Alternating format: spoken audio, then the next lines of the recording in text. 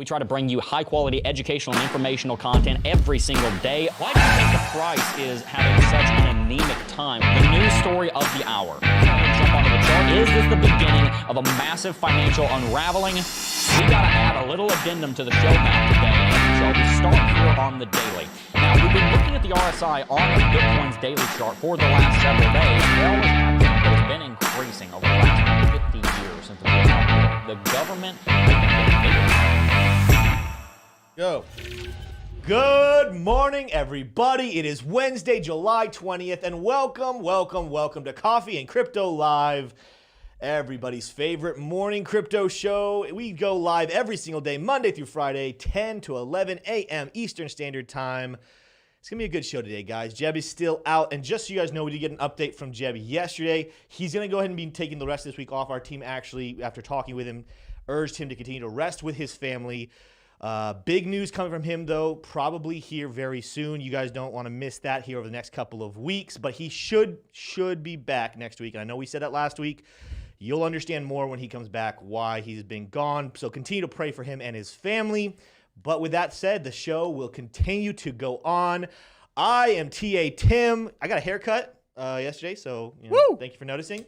I'm joined by two of my favorite people in the entire planet that have a little bit of flair for you this morning. I got T-Shroom to my right. I got Smay in front of me. How are you gentlemen doing this morning? I'm doing really well, Tim. I'm very hydrated, and I'm probably more hydrated than I deserve. Wow. Oh, that's a new. I thought he was gonna shake it up, and then Yeah. I didn't see where it was going. So, Yeah. How are you doing, Smay? I'm glad you asked. I'm doing absolutely fantastic. I made some protein pasta with some ground turkey yesterday. It was pretty good, and I packed it for lunch today, so that's pretty good. It's a plan, man.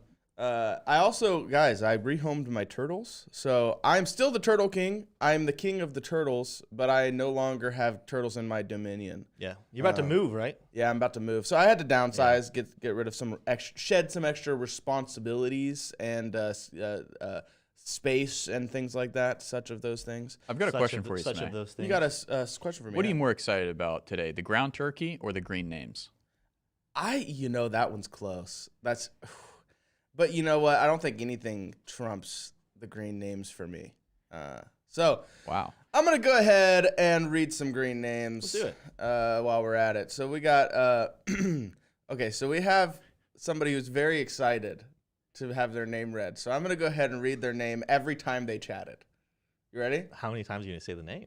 As many times as they chatted. Wow. You ready? Wow. Because they chatted like almost 4 in a row, and then 2, and then 1. So, All right, let's see it. are you ready?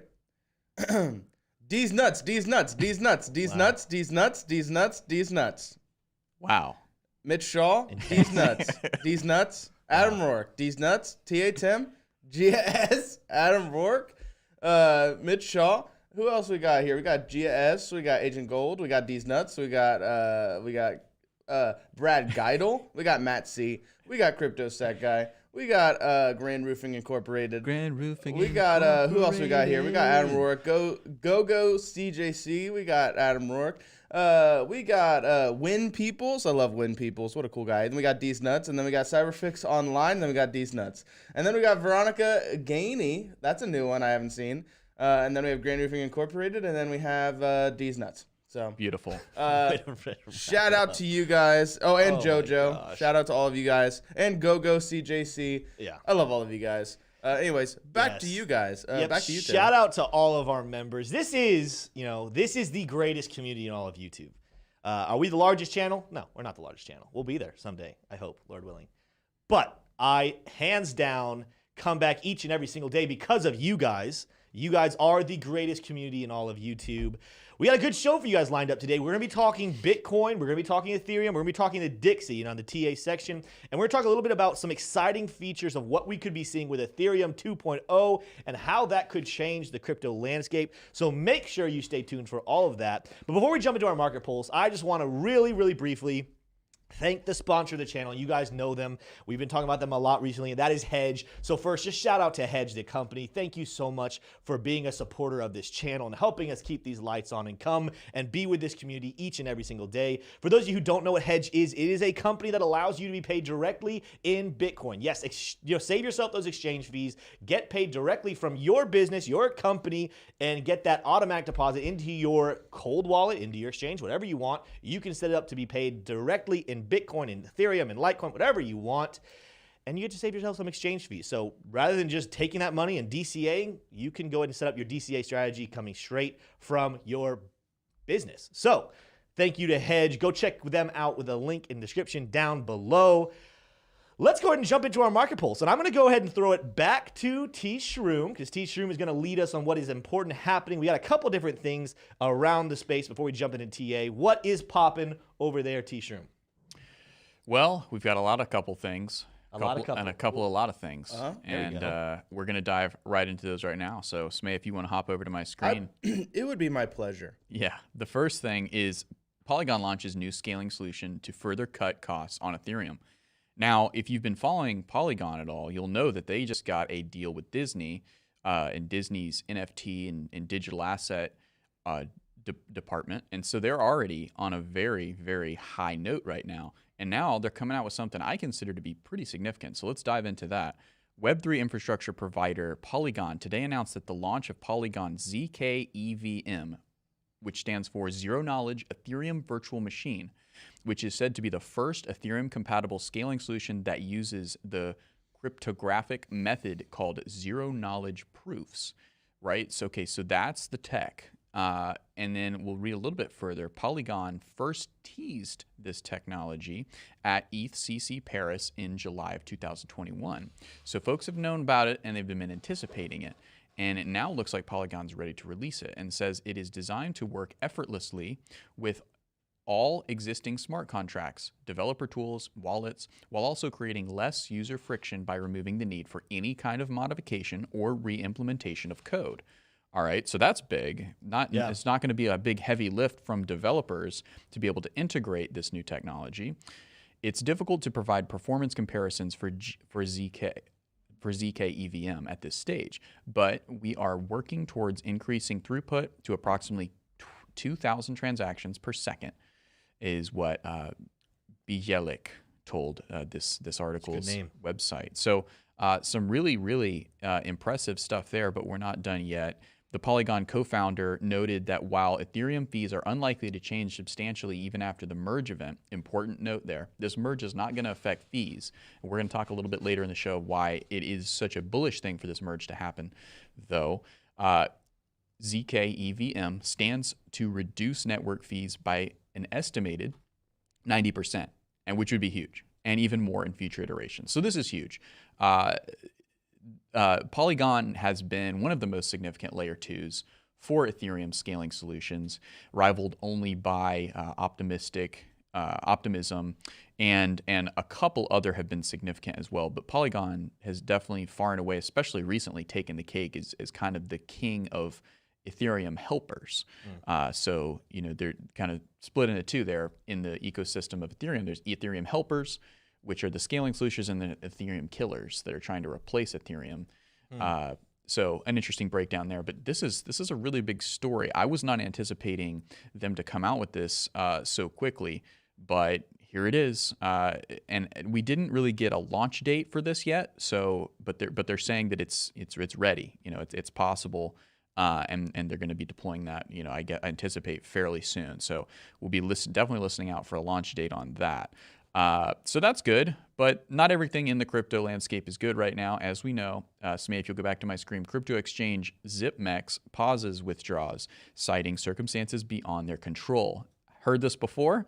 Yeah, it sounds familiar. Unfortunately, this is still happening. But if you, as TA Tim is about to take into the TA section, you'll see that Bitcoin and Ethereum seem to be bucking this headline. They're not baking this in quite yet. So what are the details, though? Due to a combination of circumstances beyond our control, including volatile market conditions and resulting financial difficulties of our key business partners to maintain the integrity of our platform, we would be pausing withdrawals until further notice. That again is ZipMex. I doubt if you're in the United States that you're using this. Leave a chat and let us know if you are for sure. But it looks like it's a Singapore-based digital asset platform company, and there's international operators that can operate in the U.S. But my guess is that I have not heard of this one very much. I was gonna say, do you know any bit how large ZipMex even was? I don't. But they had one I hadn't heard of either. Yeah, I mean, if you in a Series B funding round, they raised $52 million one time, so they're in that range. But that's a Series B round. That doesn't give you a great valuation of the overall company and how many creditors and investors and users they have. Yeah. But we can guess that this is probably a fourth the size of Celsius. That would be my guess. But it could be a lot more. But it's ZipMex. Yeah. Which markets itself as Asia's leading digital asset exchange and has offices in Thailand, Indonesia, and Australia, offers a variety of products, including cryptocurrency, spot trading, and interest rate-bearing accounts. So it's an exchange. ZipMex claims to offer 6% returns on Bitcoin and Ethereum and 10% on USDC. See, this was the one I was telling you. They offer a return on Bitcoin, which is pretty unique. So it's an exchange that also has some lending features to it. Yeah. And folks, this is a continuation of what crypto of Celsius and Voyager and Luna and Three Arrows Capital. This is just a continuation of those dominoes falling, really as a result of Luna, but also kind of as just a result of crypto volatility in general, and all of these firms being over leveraged. Tim, what's your thoughts on a continuation of these bankruptcy stories and these user halting stories? Well, again, I had never heard of ZipMex. So in chat, if you guys have ever heard of that, let me know. I had never heard of that. I do think that it's not going to be the last small exchange to drop. The question is, are we going to have another large exchange end up going towards bankruptcy? And then the other question I want to know is, will they be following suit of Celsius, which has a terrible PR plan of trying to cover their butts by blaming investors? And not that they're wrong. It is true. If it's not your keys, it's not your wallet. And technically speaking, yes, when you put your money on exchange, you're signing yourself up to get lose your money if that company goes under. You just don't say that as your PR stunt. That's what they're literally saying right now, is they're saying that no investor in Celsius, no one who was holding their money on Celsius, had the right to any of their crypto, right? Is it true by technicality? Absolutely. Is that the type of wording you want to use to gain any of your customers back? Absolutely not. So I'm going to be interested to see, when other exchanges have issues, will they go Celsius route of throwing investors under the bus and covering themselves legally? Or are they going to actually own it and try to do it the right way? It's going to be interesting. But no, I would be very surprised if we've seen our last exchange death.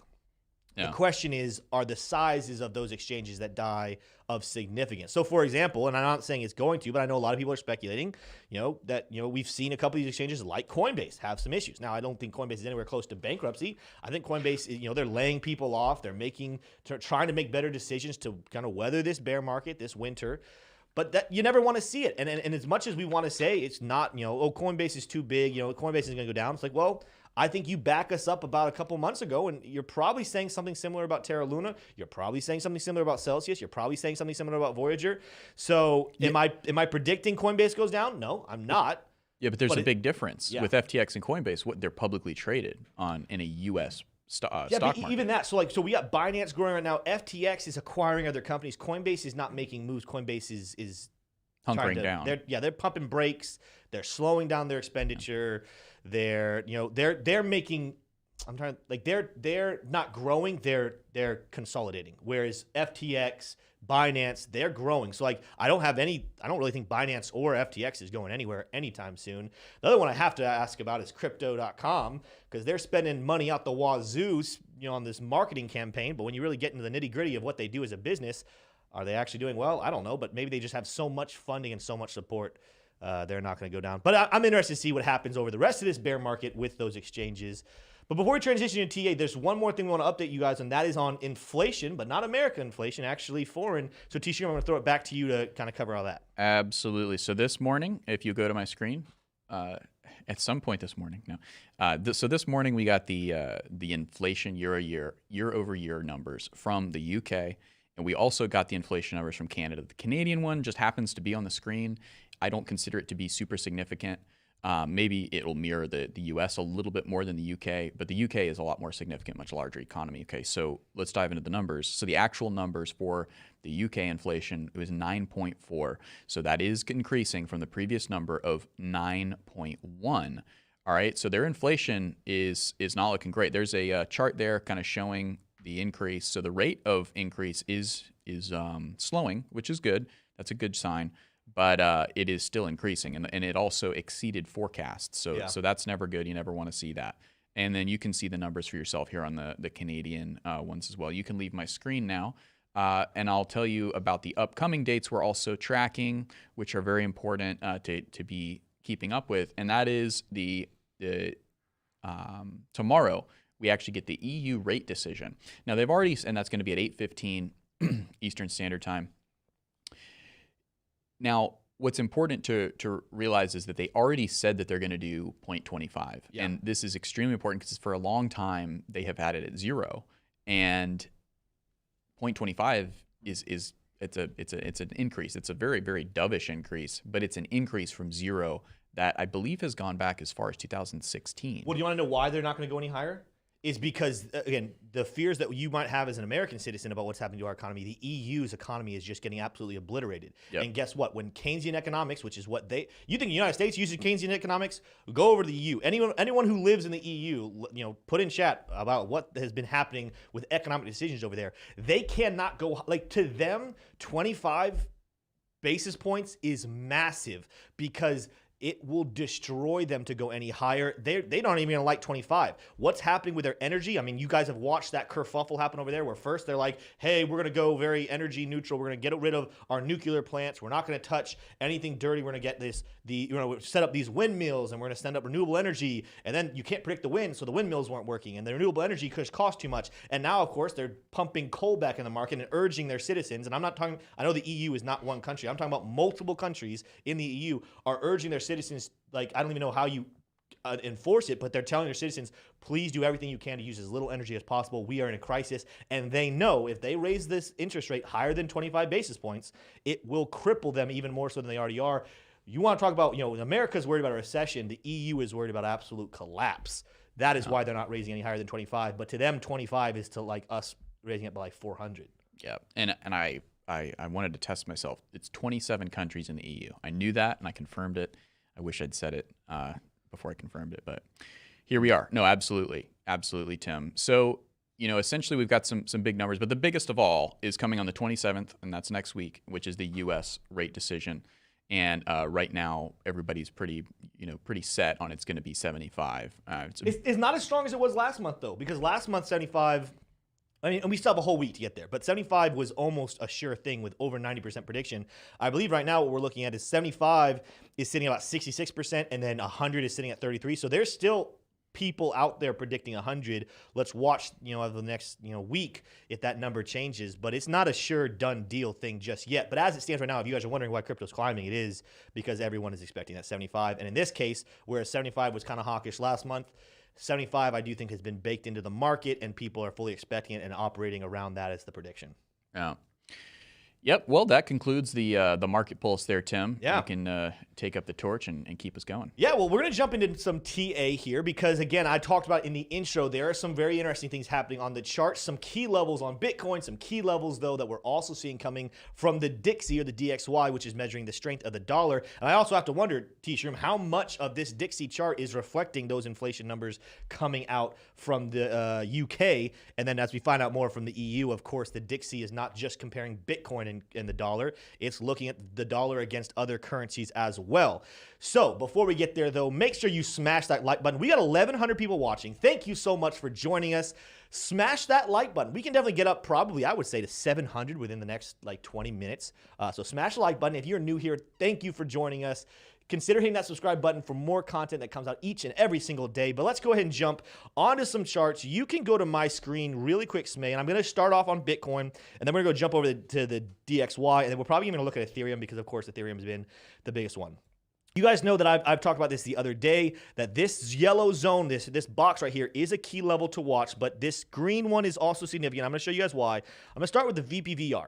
The VPVR is showing us that right now, as we broke through that 23,000, not only that flat level of resistance 23, it's technically 23.3. You guys see that red wick right there, technically right there around 23,279.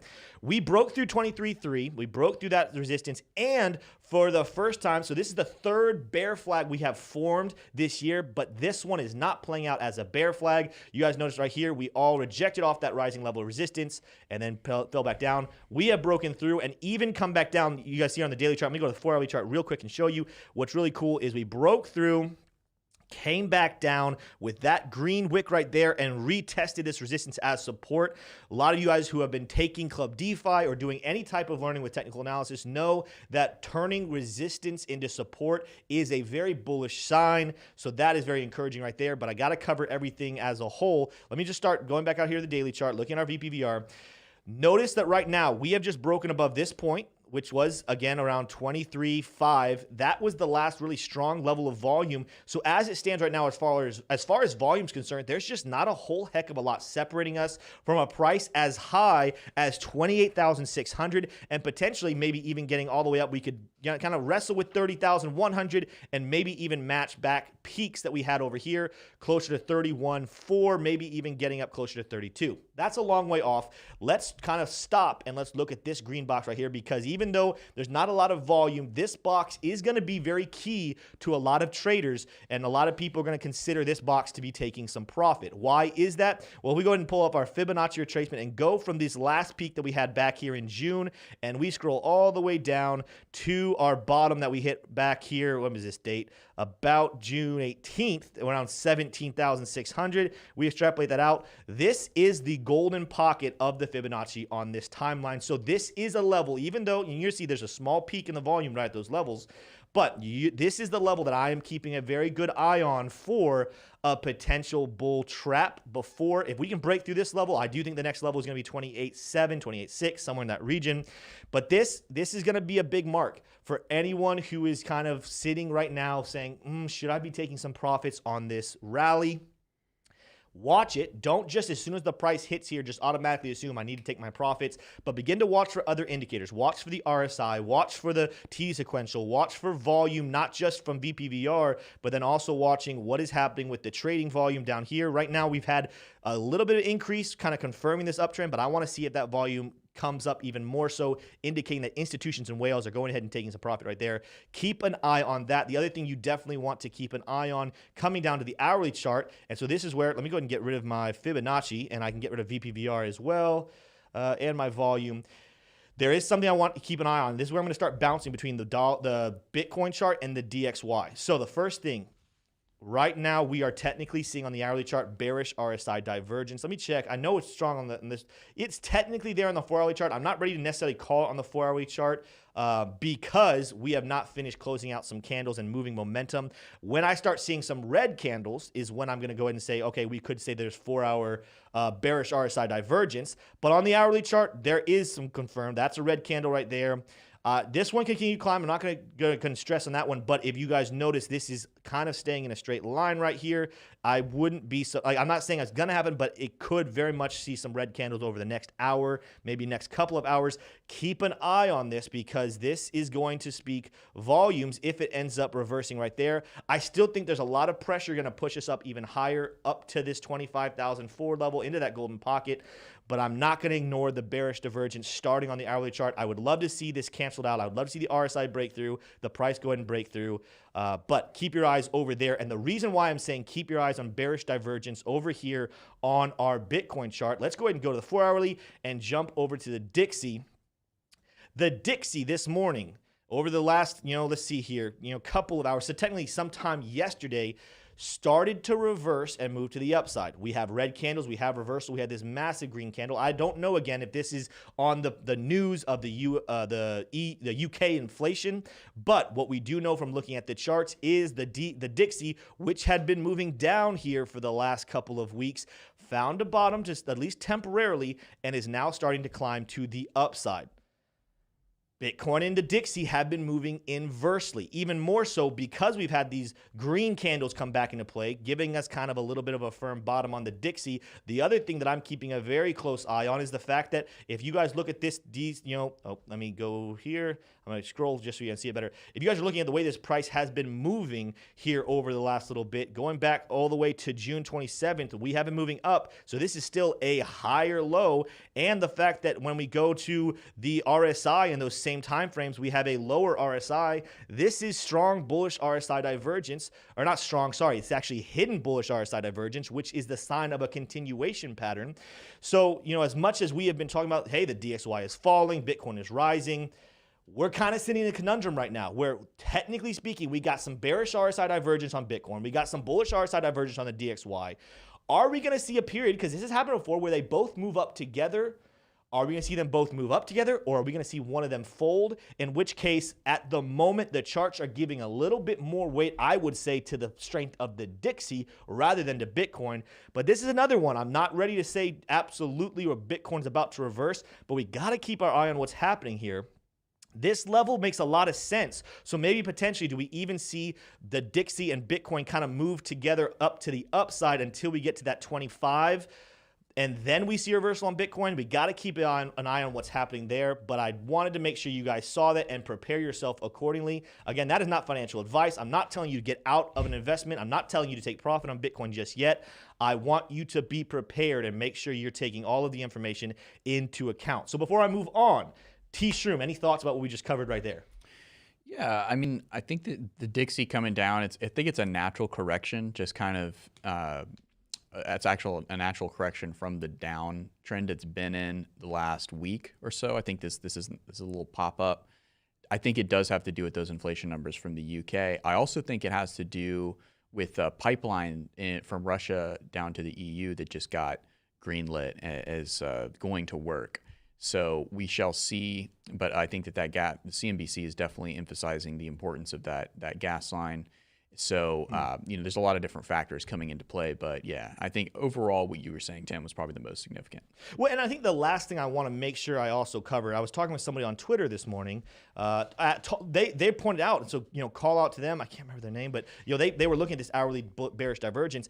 Do not be surprised also, as we're seeing this kind of play out, a lot of people are going to see this bearish RSI divergence. But I've seen this happen over and over again during this bear market where we see something on the technicals that kind of say, hey, the probability of a reversal should be happening, but then we end up breaking the opposite direction a little bit, just kind of faking people out, and then we go back the route we really should. That's another reason why, again, I'm really keeping my eye on this golden pocket, because even though we're seeing bearish RSI divergence here, even though we're seeing the Dixie begin to potentially turn around, could we be seeing even within this little fake out, which we're already, I still think this rally is a little bit of a bull trap and is just a relief rally. It is not the end of the bear market. Could we even see a little trap right here where a lot of people are going to look at this divergence, this bearish divergence, want to sell, but then there's going to be some manipulation that pushes us up to that psychological barrier, that little golden pocket right there, and then reverse. This also kind of backs up what we were talking about the other day with Ethereum. Of course, you guys know Ethereum has been moving very, very well.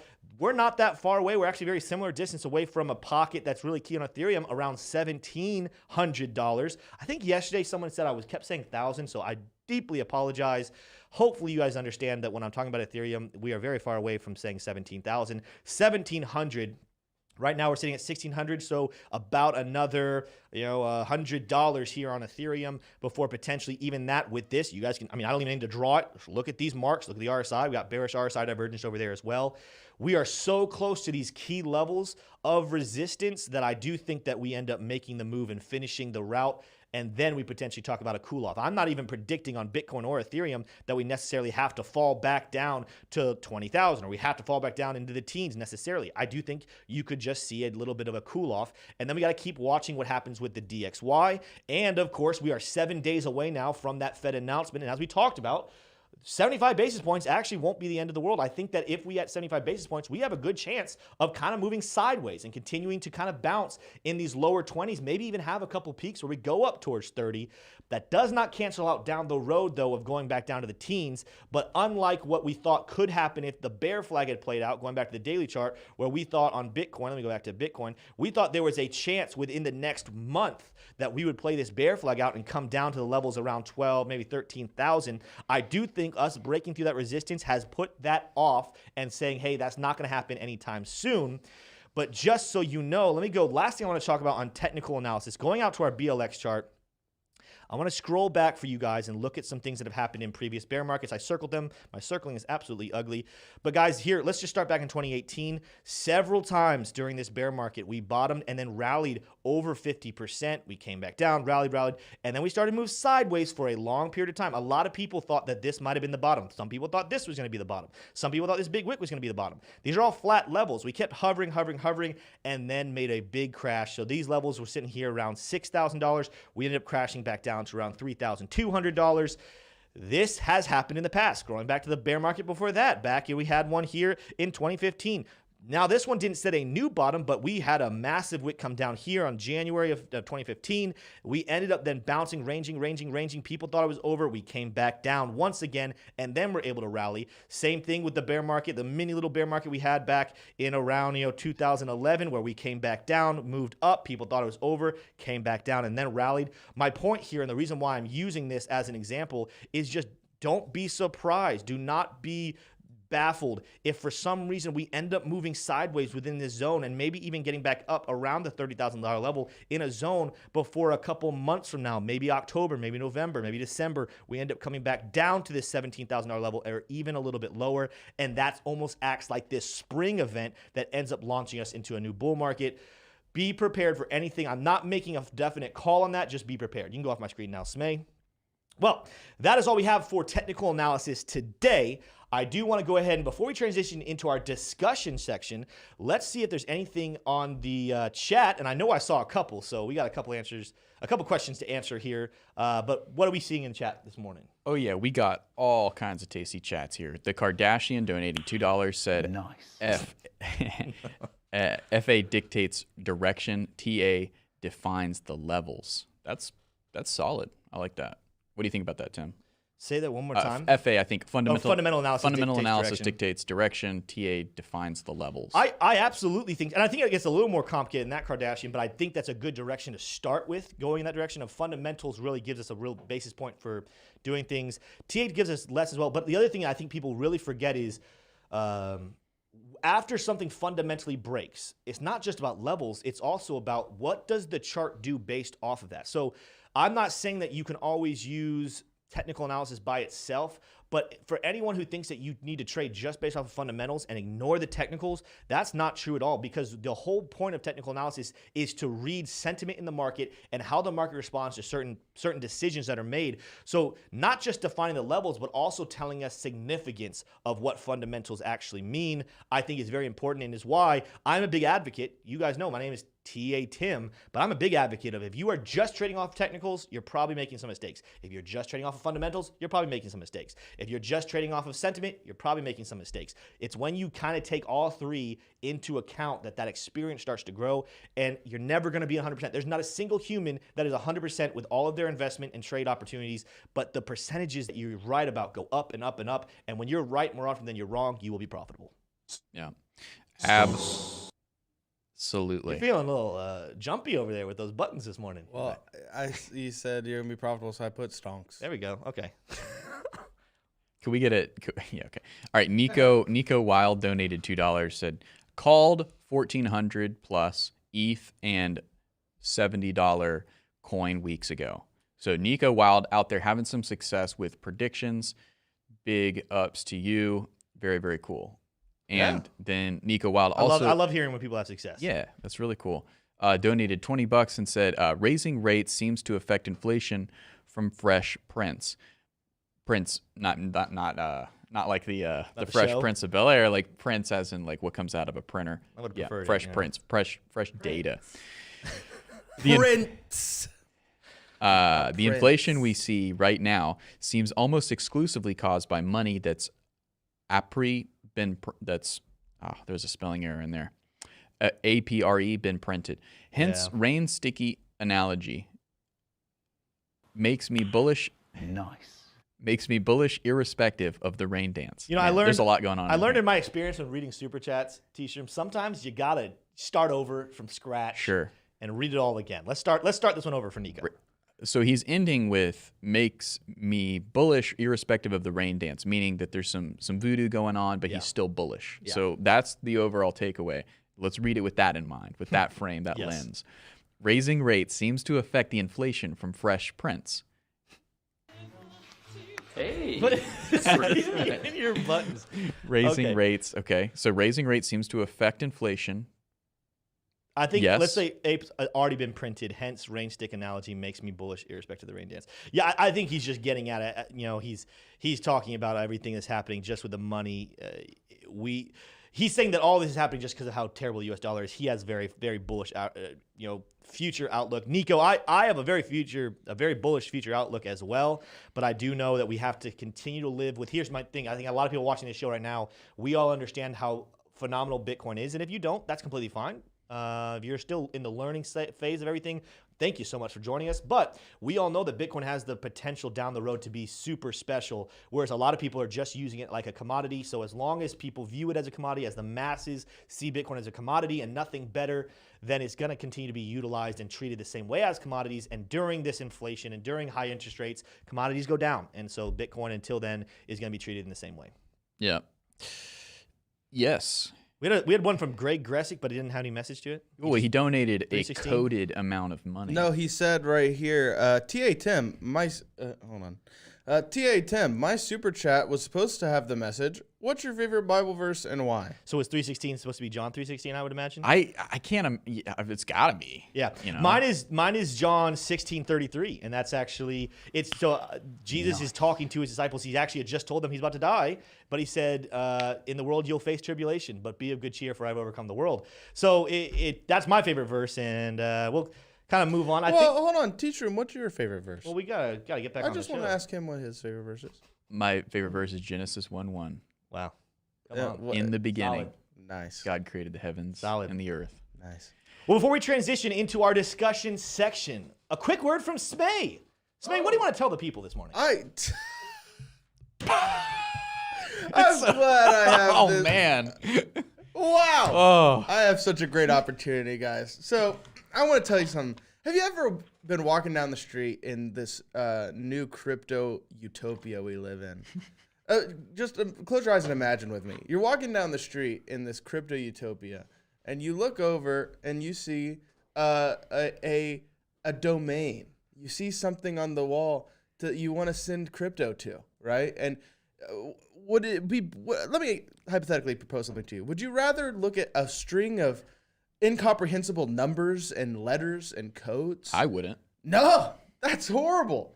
Now, guess what? Who just solved that solution?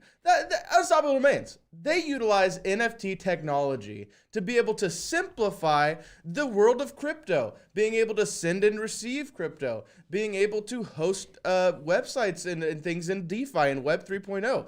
That is why we love Unstoppable Domains. Guys, you can go on. It's not like a .com. You don't have to rent it. You buy it, it's yours. It's an NFT. You buy it, you get a domain. You get I can go get smay.eth. All right, I go get smay.eth, and then you guys can send cryptocurrency to my wallet by typing in smay.eth instead of 1, 2, 3, 4, 5, 7, 8, 9, 10, W, X, Y, W, Z. Z, Y. Right. You know, all Right. The, you know what I Hashtag. mean? Right. Guys, skip the complicated transfers garbage. We need to simplify Skip all how that. DeFi works if we want the masses to adopt it. And this is the first step in that innovation. So guys, you want to get ahead of the game. You want to secure your domain. Right now, it's like the gold rush. Everyone's trying to grab the best domain. So I just want to give you a little hint. Business.crypto, it was business.crypto domain just resold for 39 ETH.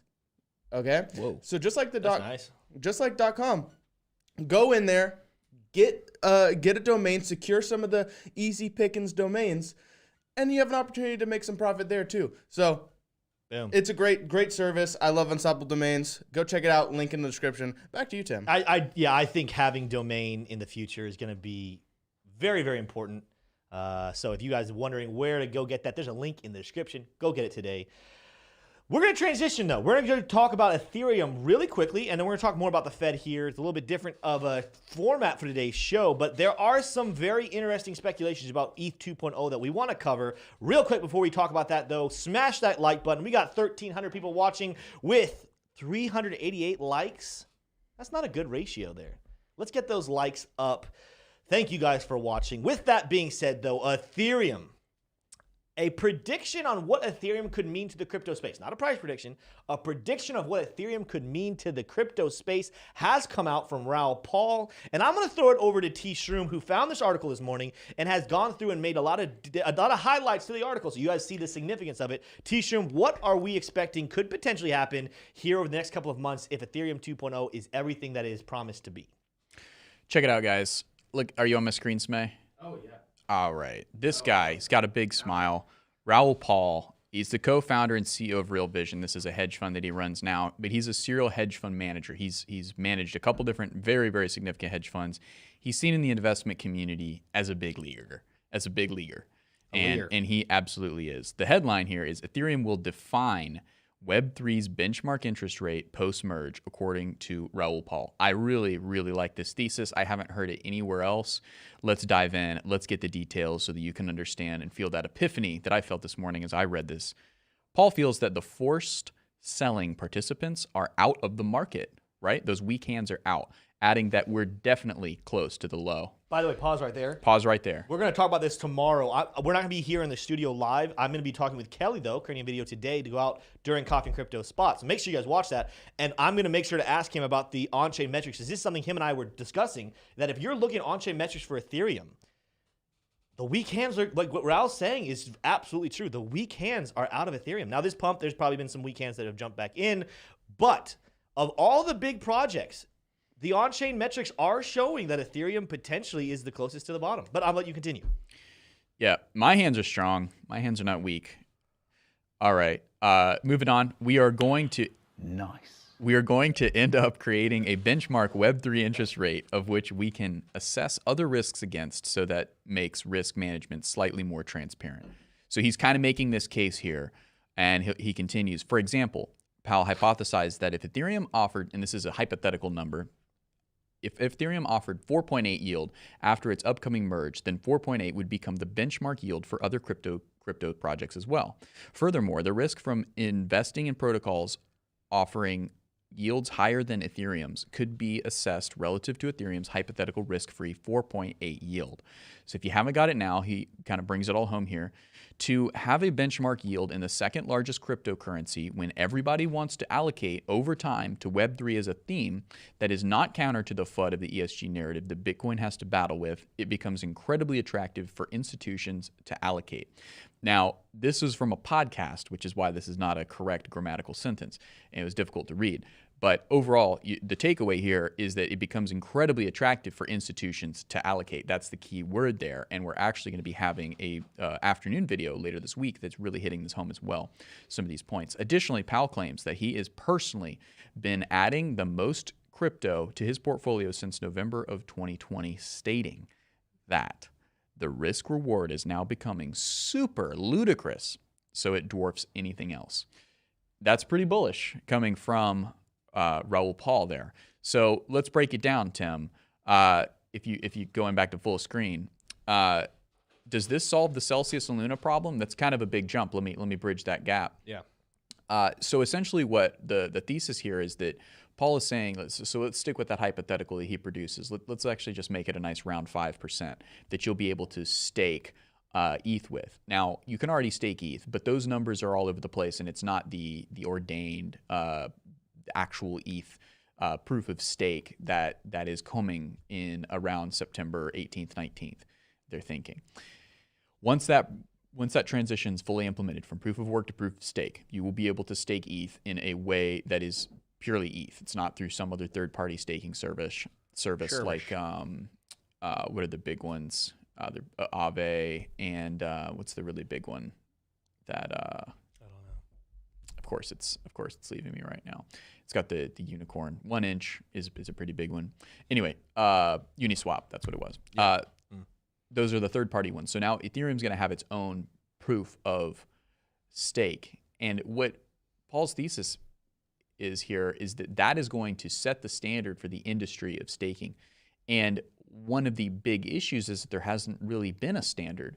9% is one that a lot of the like Crypto.com credit card has been able to offer, and some other ones have tried to set standards, but they're all over the place. I mean, yield farming is in the triple digits of APY, and there's all those kind of get lumped together. Well, what he's saying is now Ethereum is going to be the standard for interest rate in crypto. And I agree with him. I think that it's going to be true. I think it's going to take some time, and I don't exactly know how that mechanism works. Where does that number come from? Where does that interest rate come from that Ethereum is going to set out?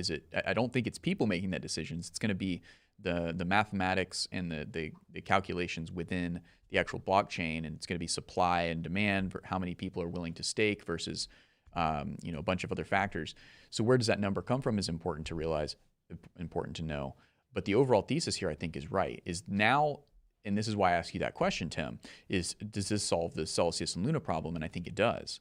Because what the issue with Celsius and Luna is they're going out to all these investors who have been seeing, 9 to 15% return rates in the stock market. And they're saying, hey, come over here to this crypto world and we can get you 20%, even 30% interest rates.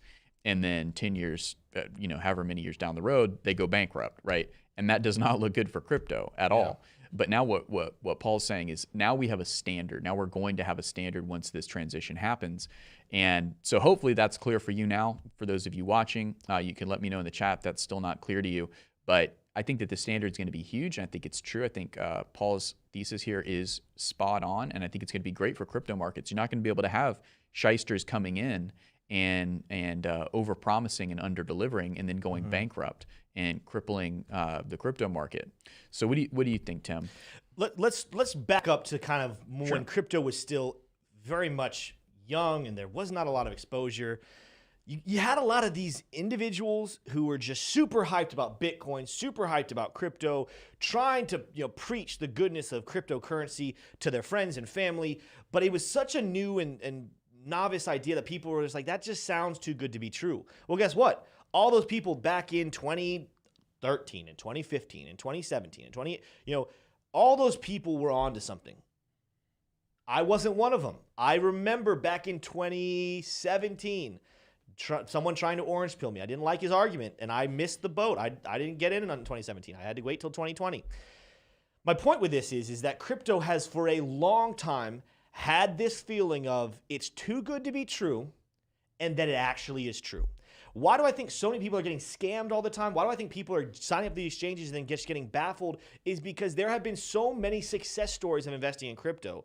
And there's been so many, well, it seems too good to be true, but then it actually was true stories, that what happened is that people have let their guard down about what actually is real. And just like you said, we've looked at these lending protocols. We looked at these lending machines. We've looked at, interest rates. We've looked at all these things. We've seen yield farm with just outrageous numbers. And it's like, man, my first thought is that's too good to be true. But I remember thinking that back in 2017, back in 2013, and I was wrong then. So, man, maybe this is true, right? Yeah, but what's...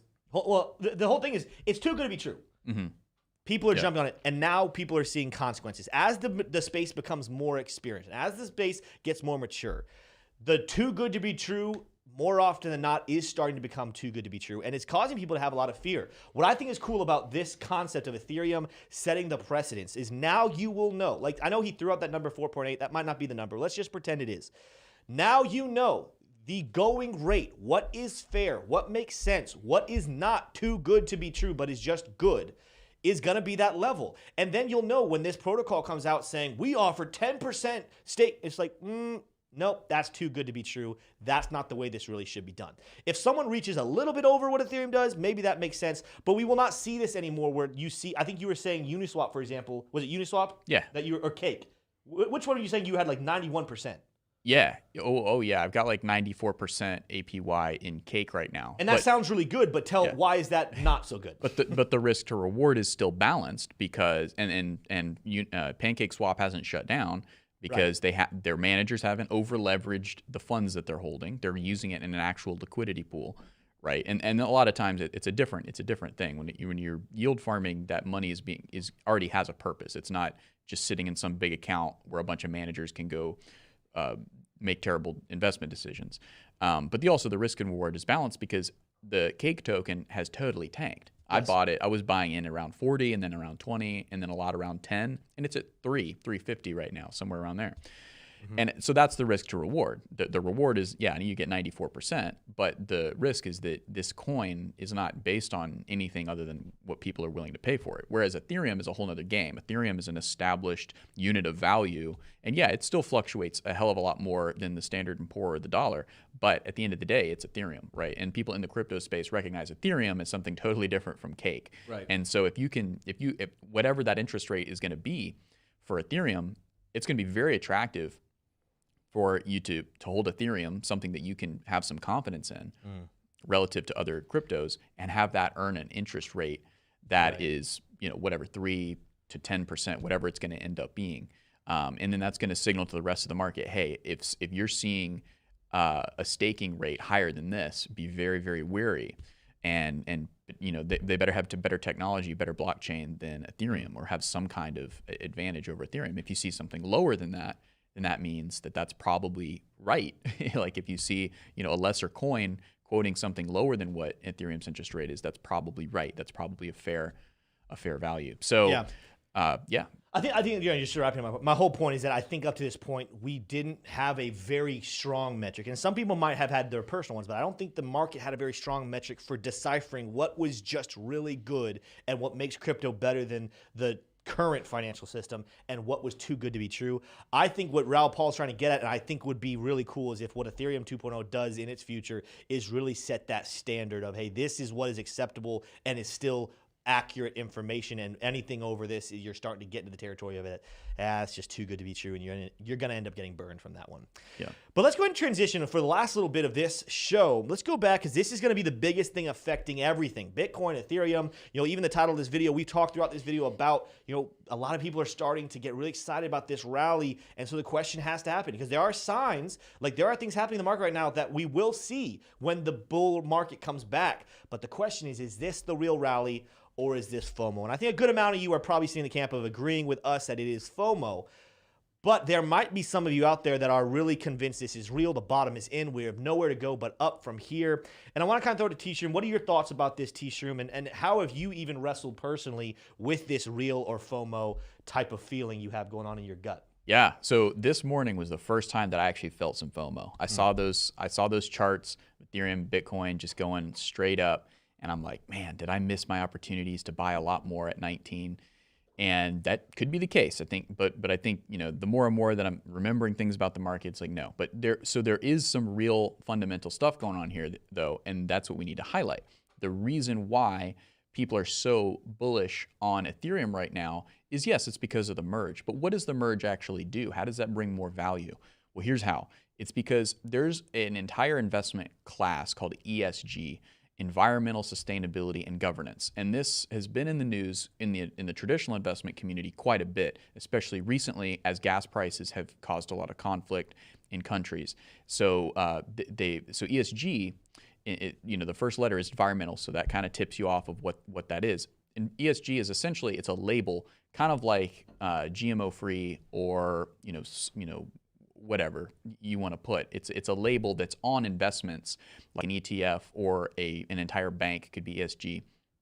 And it tells consumers, hey, if you invest in this bank, and this is TradFi, this isn't crypto, if you invest in this bank, we are only going to spend this money on companies, invest this money on companies that do not pollute and do not emit carbon emissions over a certain amount, and are essentially the big one is they're carbon neutral. So we're only going to invest in carbon neutral companies, and that's very appealing to a lot of people, especially in North America, where they can afford to have that luxury of knowing that they're not polluting the environment with their investments. Okay, subsect of that ESG investment has been looking at crypto and they hear those headlines like what Elon Musk said in 2021 that caused that bear market that was like Bitcoin is using too much energy, it's polluting the environment, blah blah blah blah blah. Right? He's since kind of walked back those comments a little bit, and we also saw all-time highs as a result of that bear market accumulation. But what's happening now is that those ESG investors have kind of taken a step back and said, okay, we don't actually think that proof of work crypto actually is worth the investment yet. So they're looking at things like Cardano and they're all in because that's already proof of stake. But they're looking at a coin like Ethereum and they're like, Ethereum is a much more legitimate, much more stable, legitimate's not the right word, much more stable, a much more established coin, a much more established project than Cardano and some of the other proof of stake native coins. We want to invest in Ethereum, but we don't like the whole proof of work thing. Okay. So putting the dots together, ESG environmentalist investors don't like the fact that Ethereum still mines using actual energy. It still takes power off the grid. They would rather it be proof of work. What's happening with the merge? The whole headline with the merge is that it's going from proof of work to proof of stake. So here's the big reason why everybody's bullish is because all of that money that's sitting on the sidelines in ESG funds waiting to get into Ethereum has been locked up because it's still proof of work. Once it transitions from proof of work to proof of stake, all that money is theoretically going to pour into Ethereum, and that's going to make it skyrocket. And you can interpret the term skyrocket however you'd like. So that's it. That's the big reason why this is going up. It's not just because of the merge, but I would argue that the merge itself is also important because it shows a level of functionality within the protocol. I think a good way of even kind of thinking about it, even kind of what you're saying is the rally was there for Ethereum. It was time for a good the Kindle was there. It needed some spark. It needed a spark to get it, and the merge information and the Matic update with Disney. That was the spark it needed to go ahead and do what it wanted to do. And again, there's a lot of places to go. We'll cover that in future videos. We're gonna have to wrap up this stream, but definitely keep your eyes with Ethereum. Keep your eyes around that 1700 mark. Just watch what's happening. I'm not saying that's gonna be the resistance line and we fall after that. Just keep your eyes on it because right now, so Bitcoin, update right as we're closing out. Bitcoin just took 24,000. So that's huge. Ethereum is still hovering right around 1,600 like it was when we were doing the TA earlier. But, Bitcoin's at 24.1. Let's keep our eyes on that. ADA is about to take 53 cents. Matic's hovering right there on 92 cents, still lower 92. XRP is above that 30. Just in case you guys are wondering about XRP, 37 cents had been giving it some issues. So the fact that XRP got ahead of 37 cents, that's pretty big for XRP. We'll keep you guys updated with a lot more. But real quick, as we start to kind of wrap this show out, let's get an update on the Friday's price prediction, where we're sitting at the moment, because we won't be here tomorrow to be able to give you guys update tomorrow on the show. But the predictions made, if I am not wrong, I said 22.5, correct? Yeah. And I believe I was the highest predictor with T-Shroom at 21.5 and Smay going down 20 to 20,000. How are you gentlemen feeling about your predictions at this point? I'm going to start with you, Smay, seeing as that you are the lowest. I feel great. You want anything else, or you leave it sweet and simple? You're going to leave it sweet and simple right there? I'm going to leave it even sweeter than simple than that. I feel. You feel. Wow. He feels. Some deep words. Some deep words from a deep man. Lots to go on there. Comment if you are Team Smay with that $20,000 price prediction for Friday. Let me know. I want to hear who is on his team. T-Shroom, you're at 21.5. How are you feeling about your prediction at this point? 21.5. I'm not feeling great. And if we could, in the last 3 minutes, there's actually a final movement to this discussion. But perhaps I can insert that after you tell about your prediction there, Tim. Well, maybe. I'm feeling pretty good with 22.5. In fact, the reason I went with 22.5 was because I did have an inkling it was going to be higher than that, but I strategically placed it because I didn't think Smay was going to go bullish. He's been historically bearish for the last about 7 months or so, I would say. In the last 7 months, Smay, have you ever not been the lowest predictor? Guys, let's hear in the chat if you guys think Tim's going to win. Let's listen. I mean, I'm the hot. Yeah.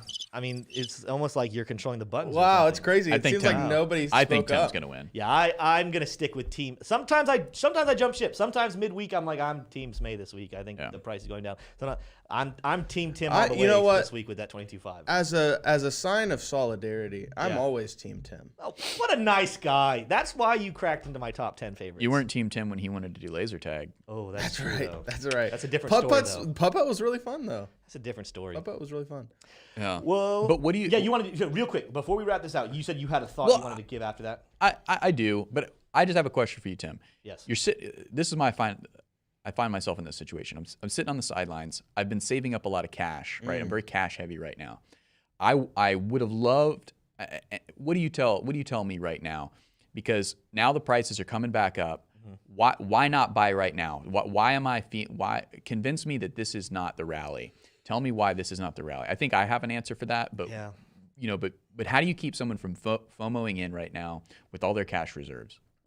The first thing is that is a classic mistake from a retail investor, especially if you're newer. So I think that's a question probably being asked more by newer investors and not experienced ones.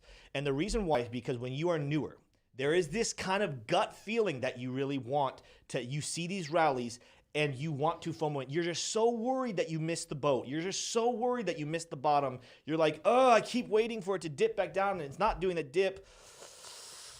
I'm just going to go ahead and go on in, right? Right. Experienced traders and institutions and whales who have been in this game for a long time and understand the concept of being patient and just waiting for dips to come back down, they can see, like they know how to read the charts to see that retail investors are starting to pile into the space and FOMO in, and that's when they really like to do their magic of kind of saying, all right, we're going to start selling, taking our profits, and then entering shorts to cancel out these profits. And then what's happening is the retail investor whose stomach was killing them because they're missing out on potential gains ends up finding out they bought the top, and now they feel sick and they don't want to be in the space anymore. The reason why I don't think that this is the bottom, first of all, is because I've told you guys in the past, there's one thing on the TA. We don't have daily bullish RSI divergence at the moment, I believe. Let me make sure I'm not wrong on that. But the last time I checked, we did not have the daily bullish RSI divergence. Yeah. So we kind of started setting up details of it back in January, but then this last dip has canceled out. I'm very much expecting at least somewhat close to a bullish RSI divergence to happen. The rally that we have right now, even if I'm looking at my charts, go to my chart real quick, Smay, and I'm going to try to wrap this up quickly. Look at how fast and how high this RSI on the daily chart has risen. We're getting back into bearish RSI divergence territory. So I do think there's another good dip in the market. I also showed you guys when we went back in history, you can go off my charts now. When you go back in history, there are these times where we come down and there's a lot of pain. And then people are just convinced that was the bottom. And we start to make some bullish moves up. And people are getting really excited, and retail gets excited, and then it comes crashing back down to the same levels or even lower. And it's just the play that the whales and institutions that are willing to wait and be patient. Like, it's almost like I think a lot of retail investors who have gotten in the space recently, they need the bull market to come back today. They need to come back tomorrow. They need the profits now, and they're not willing to wait. These institutions and whales, and yes, they have the money to do so, but they are willing to wait for years to be back in profit because they believe in the product. So the reason why I don't think this is the bottom is I think there's just too many convenient things happening right now, and I still think that there's so many question marks left open. We have not seen resolution to our economic issues. Even though some people are saying maybe inflation is curbed, the impact of inflation is not curbed, and I still think we're going to have to see the Fed come out with some pretty strict policy, even if it's not this time. Like potentially if they come out with 75 basis points or 50 basis points, maybe we can continue to move sideways, maybe even touch that $30,000 on Bitcoin. But I think that later on down this fall, we're going to see that dip down to lower numbers. There's going to be max pain, but that's going to be the time where all these retail investors who are hoping on this one are, unfortunately, most of them are going to leave the space and just say, I quit. I don't want to be part of this anymore. Then we're going to have that spring. Then we're going to have a rally. And what's going to happen is retail investors are going to get back in when Bitcoin's sitting at like $70,000, $80,000. And then that's another potential top. So that is, T-Shroom, that is my reasoning for saying I just don't think, I think there's almost this feeling of people are just so convinced that the bottom is in and they want the bottom to be in, so they're just making it true in their mind, and that's not the way to go. Yeah. Can I say one last thing before we close? You absolutely can. It's a little bit off topic. Is that fine? We're going to be 5 minutes over, but it's okay. Okay. So, no, we're going to be like 3 minutes because it's gonna be very quick. Guys, you know, I have to say, a lot of you guys have been very kind to me by subscribing to my channel, Reels on Reels. And so here's the thing that I want to update you guys on. I'm planning on making the video first, but I've decided to maybe make a pivot to the content strategy, and I want to get your thoughts. Tweet at me at Samay Nakamoto. I don't want to take any more time in the show. What I would like to know is, I was thinking, do I make all of the videos on the channel shorts? Like, I don't do any full-length videos. Did it just become a pitch for Reels on Reels? No, it's not a pitch for Reels on Reels. This is just a question. I asked if I could just do this. I didn't know you were end. going to Reels on Reels. Right. We might need to wrap this one up. And, well, anyways, guys, you communicate with your fans. Send me some tweets about this. But anyways, I was putting that out there, just floating it real quick. But anyways, back to you, Tim. Guys, we are over on today's show, but it was a great show. I enjoyed discussing all of that. Make sure if you enjoyed our conversation, you smash that like button and leave comments down below. I know a lot of you guys were in chat, but leave comments letting us know what your thoughts were and other things you'd love for us to discuss here in the next couple of weeks as we continue to explore the crypto space and prepare you guys with all the information you need to be able to make your own decision on what you want to do with investment. That is all I have for you in this video, but I will see you guys in the next one. Peace. Oh, I got a real good feeling.